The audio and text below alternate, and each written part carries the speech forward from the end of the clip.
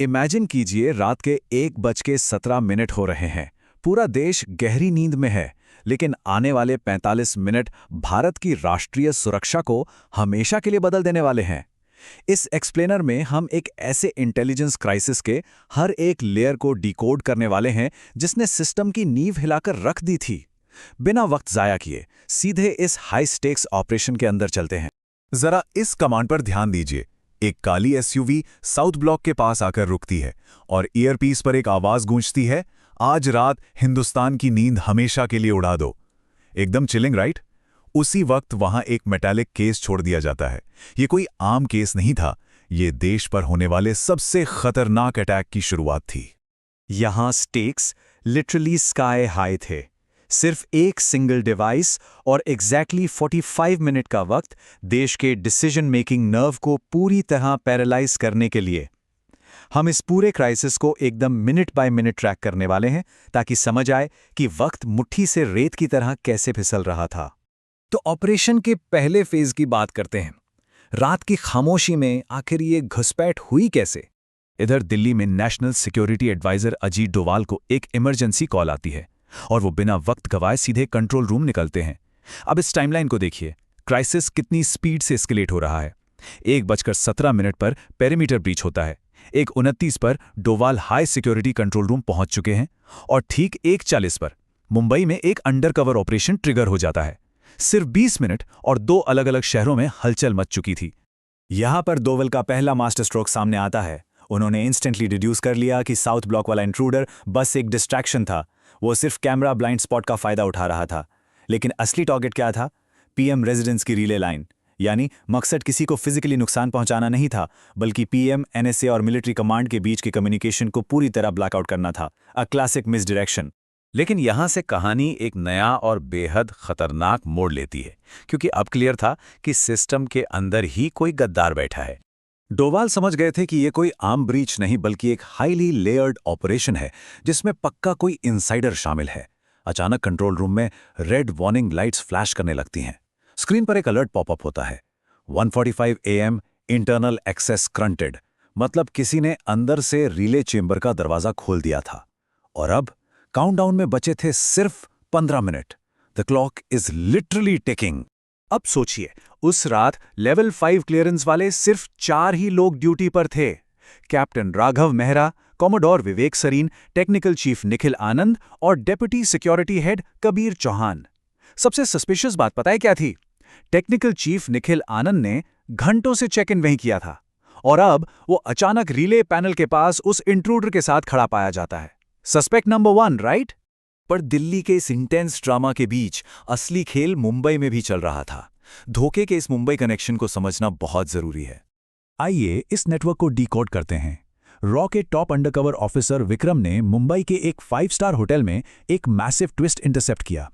दिल्ली में physical breach चल रहा था, वहीं मुंबई के होटल में एक corrupt Bollywood producer fake patriotism और मनी लॉन्ड्रिंग हैंडल कर रहा था।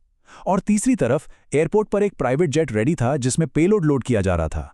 ये पूरा ऑपरेशन एक ऐसे रिटायर्ड पुलिस ऑफिसर द्वारा कोऑर्डिनेट हो रहा था जिसे डेड मान लिया गया था। ये एक परफेक्ट कोऑर्डिनेटेड स्ट्राइक थी, मीडिया, पॉलिटिक्स और सिक्योरिटी तीनों पर। तो अब इस ऑपरेशन के अगले फेज को देखते हैं, जहां सामने आता है असली निशाना और एक ब्रिलियंटली प्लांटेड डिकॉय। रात के 1:49 हो चुके हैं। टेंशन अपने पीक पर है।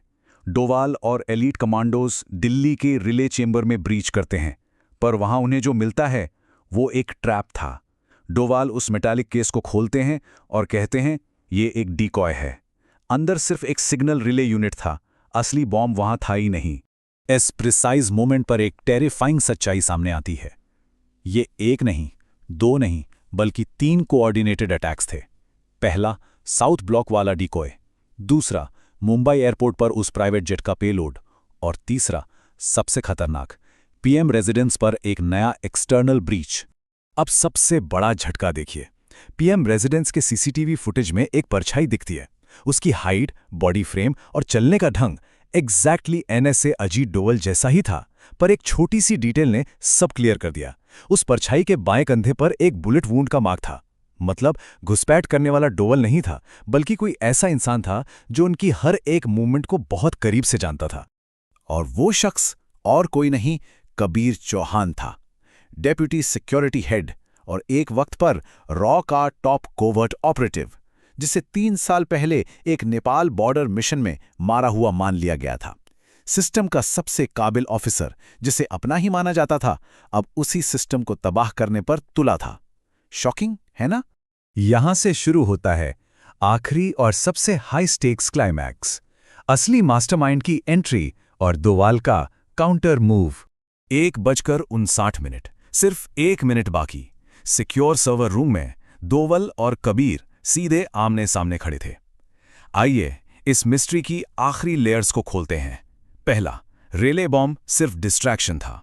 दूसरा, मुंबई के जेट पेलोड में कोई वायरस नहीं बल्कि निखिल आनंद की पत्नी को हॉस्टेज बनाकर रखा गया था। तीसरा, निखिल गद्दार नहीं था, उसे ओपनली ब्लैकमेल किया जा रहा था।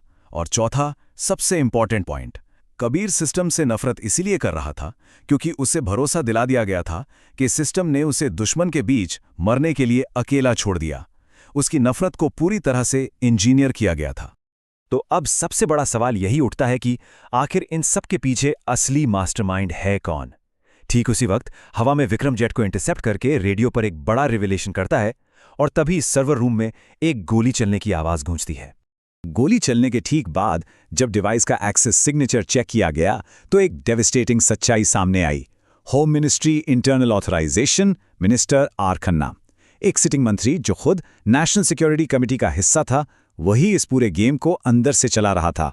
उसने ही सिस्टम की एक्सेस कीज लीक की थीं। और अब डिवाइस की स्क्रीन पर सिर्फ 42 सेकंड्स बचे थे। 42 seconds. AI triggered Perth sequence activate हो चुका था। वक्त सच में हाथ से निकल रहा था और प्रेशर एब्सोल्युटली इनसेन था। इस आखिरी मोमेंट में डोवाल ने मास्टर स्ट्रोक खेला। कबीर को लगता था कि सिक्योरिटी सिस्टम ने उसे एक्सपेंडेबल समझकर मरने के लिए छोड़ दिया था। लेकिन रियलिटी क्या थी? रियलिटी ये थी कि उसी भ्रष्ट मिनिस्टर खन्ना ने पर्सनली उस एक्सट्रैक्शन ऑर्डर को रोक दिया था। डोवाल ने एक सिक्योर ड्राइव पर ओरिजिनल मिशन लॉग्स दिखाकर कबीर की मैनिपुलेटेड रियलिटी को 1 सेकंड में शैटर कर दिया। उसकी नफरत को उस मंत्री ने बस वेपनाइज किया था। इसके बाद डोवाल की टैक्टिकल ब्रिलियंस देखिए। उन्होंने उस पर्थ सीक्वेंस के एआई सिग्नल को काटने के बजाय सीधे रिवर्स कर दिया और सिर्फ 3 सेकंड में, जी हां, सिर्फ 3 सेकंड में देश भर में फैला पूरा स्लीपर नेटवर्क एक्सपोज हो गया। दिल्ली, मुंबई, लखनऊ, जयपुर, सारे सेफ हाउसेस मैप पर अचानक फ्लैश करने लगे। चेकमेट। सुबह के 5 बज चुके थे। सूरज की पहली किरण के साथ ही सब क्लियर हो चुका था। नेटवर्क रिवर्स कर दिया गया था, मिनिस्टर खन्ना अरेस्ट हो चुके थे और सबसे बड़ी बात, देश पर मंडरा रहा वो भयानक क्राइसिस टल चुका था। और कबीर, उसे अपनी गलती सुधारने का एक आखिरी मौका मिल गया था। दुश्मन हमेशा बॉर्डर के उस पार नहीं होता, कभी कभी वो हमारे बीच ही होता है। डोवल का ये स्टेटमेंट काफी डीप है ना? ये पूरा एक्सप्लेनर राष्ट्रीय सुरक्षा की असल रियलिटी को सामने लाता है और दिखाता है कि सबसे खतरनाक थ्रेट्स अक्सर अंदर से ही आते हैं। मंत्री गिरफ्तार हो गया, नेटवर्क ध्वस्त हो गया, लेकिन एक फाइनल थॉट जरूर दिमाग में आता है। क्या हमारा सिस्टम सच में पूरी तरह सुरक्षित है, या ऐसी ही कोई और फाइल किसी और कोने में अपने वक्त का इंतजार कर रही है?